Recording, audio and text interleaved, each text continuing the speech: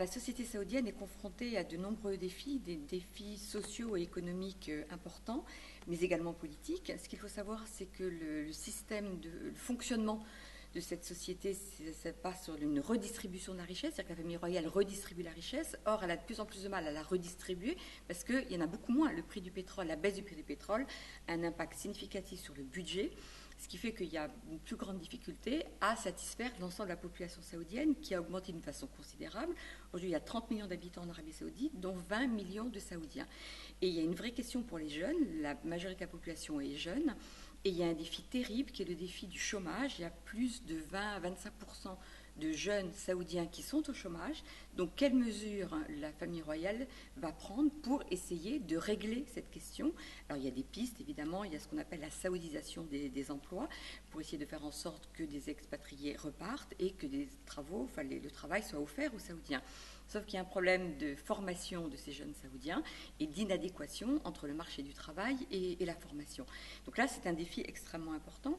Et le fait qu'il y ait moins de redistribution peut amener un certain nombre de jeunes Saoudiens à du coup revendiquer une participation politique, alors que le pacte qui avait été conclu entre la famille royale et la population, c'était de dire « vous occupez pas de politique, mais on vous assure une vie correcte ». Et aujourd'hui, cette vie correcte est moins bien assurée parce qu'il y a moins d'argent disponible. Donc ça, c'est un défi majeur pour cette société saoudienne, avec la place des femmes.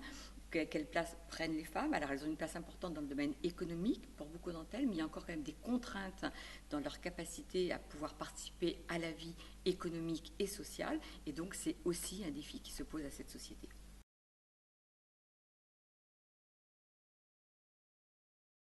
Alors l'Arabie saoudite joue de fait un rôle sur la scène régionale en l'absence d'autres puissances régionales, et je pense en particulier à l'Égypte qui aujourd'hui, depuis la Révolution, déjà ça avait commencé un peu auparavant, mais est préoccupée par sa situation intérieure, donc n'a plus la capacité aujourd'hui de jouer ce rôle.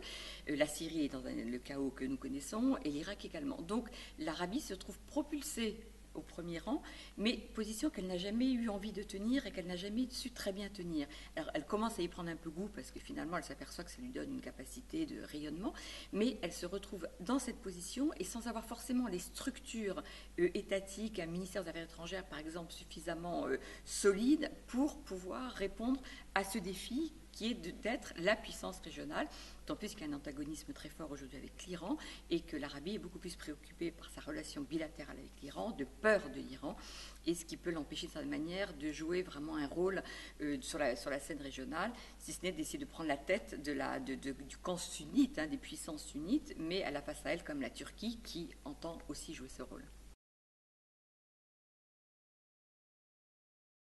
Ce qui est très intéressant dans la guerre saoudienne, si je puis dire, la guerre de l'Arabie saoudite menée au Yémen, c'est que c'est la guerre qui est menée par le vice-prince héritier qui s'appelle Mohammed Ben Salman, qui est le fils du roi actuel et qui a été nommé à ce poste, donc vice-prince héritier, mais également ministre de la Défense, et qui doit faire ses preuves. Et le champ sur lequel il peut faire ses preuves en tant que ministre de la Défense, c'est la guerre au Yémen. Et donc, comme il y a eu beaucoup d'interrogations sur sa capacité à pouvoir être ministre de la Défense, il est très jeune, il a 30 ans, sa nomination n'a pas plu à tous les princes de la famille royale, et donc celui-ci a besoin d'obtenir des succès sur le terrain militaire pour asseoir sa position de vice-prince héritier. Et là, les résultats pour l'instant sont des plus limités, puisque cette guerre n'a pas permis de régler la situation au Yémen. Au contraire, c'est un drame humanitaire absolument considérable, et que donc il y a beaucoup d'interrogations aujourd'hui en Arabie saoudite sur la capacité de ce ministre de la Défense, le fils du roi, à pouvoir être compétent dans ce domaine. Alors c'est vrai qu'il a aussi d'autres dossiers qui sont des dossiers économiques, donc il espère pouvoir mieux réussir sur le dossier économique que sur le dossier militaire.